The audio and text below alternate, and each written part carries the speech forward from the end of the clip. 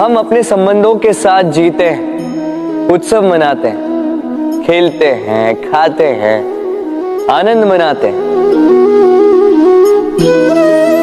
किंतु जब कोई प्रिय हमसे दूर चला जाता है, इस संसार से चला जाता है, तब हम दुर्बल हो जाते हैं, सदा दुखी रहते हैं।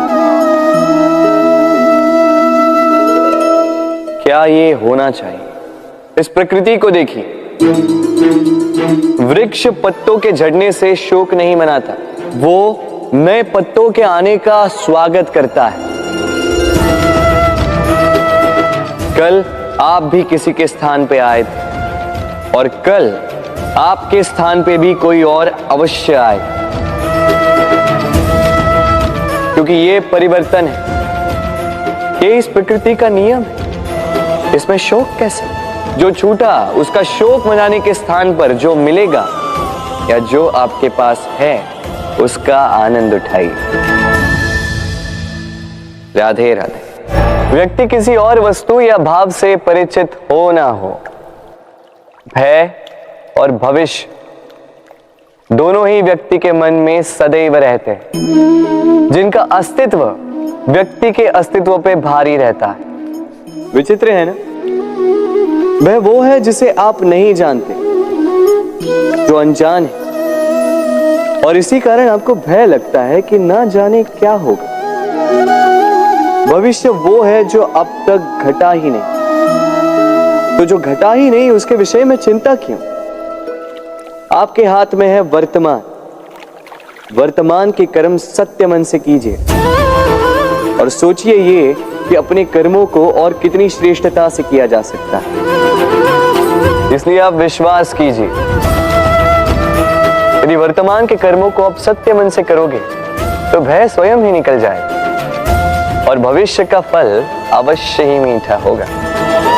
इसलिए भय और भविष्य से डरना छोड़ दीजिए,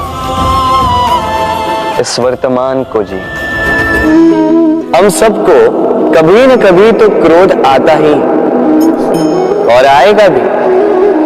मनुष्य इन्हीं भावों से हम जुड़े हैं। किंतु ये क्रोध क्यों आता है? कभी सोचा है आप? ये क्रोध तब आता है जब हमारे मन के अनुसार कुछ ना हो, जैसे कभी कोई हमारी बात ना माने या कभी हमें पराजय प्राप्त हो जाए। किंतु इन सारी परिस्थितियों में आधार एक ही है कि कहीं ना कहीं किसी न किसी स्थान पे हम दुर्बल हैं। क्रोध जन्म लेता है हमारी दुर्बलता से और फिर वो हमारी सबसे बड़ी दुर्बलता बन जाता है। यदि क्रोध को वश में न रखा जाए तो भ्रम जन्म लेता है।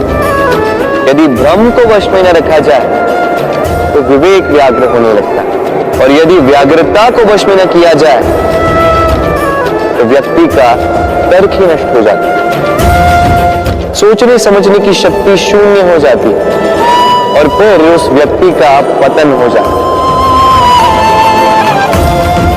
इसलिए अपने क्रोध पर वश रखें और अपने मन को शांत होने के लिए करें। राधे राधे। अक्सर आपके बड़े बूढ़ों ने आपसे कहा होगा कि ये संसार दुख का मूल है और ईश्वर भक्ति उस दोष से दूर जाने का मार्ग है।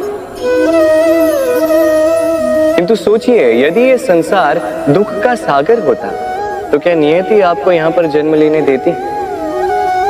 क्या ईश्वर यहां पर अवतार लेते? जब समस्याओं पर हमारा वश नहीं चलता, हम आरोप लगाते हैं इस संसार पर। यहाँ के लोगों सोचते हैं कि काश मैं यहाँ पे आया ही ना हो। एक किसान बंजर धरती पर जाता है और अपने परिश्रम से उसे लहलहाते खेत में परिवर्तित करता है। एक दर्जी जिसके पास एक सामान्य सा वस्त्र आता है, अपने परिश्रम से उसे एक सुंदर वेश में परिवर्तित कर देता है। आप भी परिश्रम कीजिए। ये महत्वपूर्ण नहीं है कि आप किस संसार में आए, ये महत्वपूर्ण नहीं है कि आप यहाँ कैसे आए। यदि कुछ महत्वपूर्ण है तो वो ये है कि जब आप गए तब आप इस संसार को कैसा छोड़कर गए। तो ये सोचकर जिए कि जो किसी के लिए नरक है उसे किसी का स्वर्ग बना के निकलोगे तो आपका जीवन और आपका संसार दोनों धन्य हो जाएंगे। राधे राधे। प्रबंध करती है, फिर वो मीठे का प्रबंध करती है, फिर वो आंच पर इसे देर तक पकने देती है ना सरल?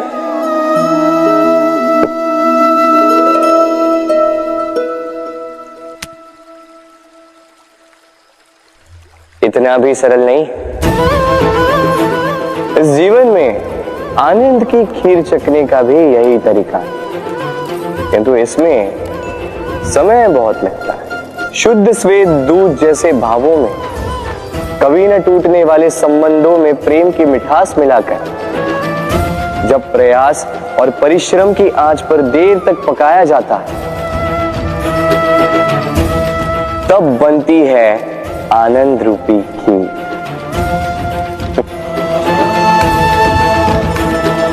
तो स्मरण रखिए, शुद्धता भावों की, मिठास प्रेम की और प्रयास आत्मा की, इन तीनों को मिलाओगे तब भी जीवन में आनंद पाओगे।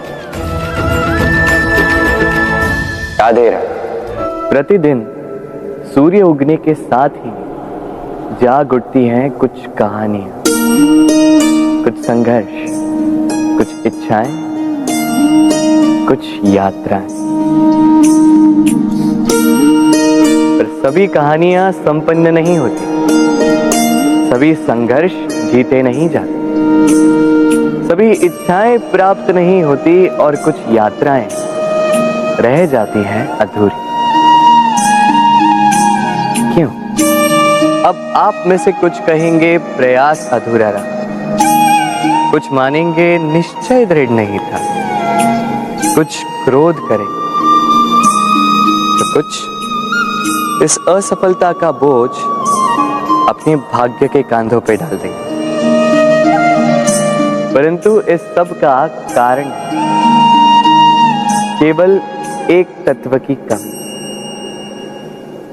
कमी है, 2.5 अक्षर की कमी है, प्रेम। प्रेम जो न शास्त्रों की परिभाषा में मिलेगा, न शस्त्रों के बल, न पाताल की गहराइयों में, न आकाश के तारों। तो ये प्रेम है कहाँ? कैसे पाया जाता है इसे? क्या है मार्ग प्रेम को पाने का? प्रयास रहेगा आपको यही समझाने का। तो आइए भागी बनिए इस यात्रा की, साक्षी बनिए प्रेम की इस भाव विभोर कर देने वाली महागाथा की, जो अलौकिक होकर भी इसी लोक में रची गई। और इस यात्रा के लिए आपको ना कोई शुल्क लगेगा, ना ही कोई परिचय पत्र। बस एक बार मन से बोलना होगा, राधे राधे, राधे राधे, राधे राधे, राधे राधे।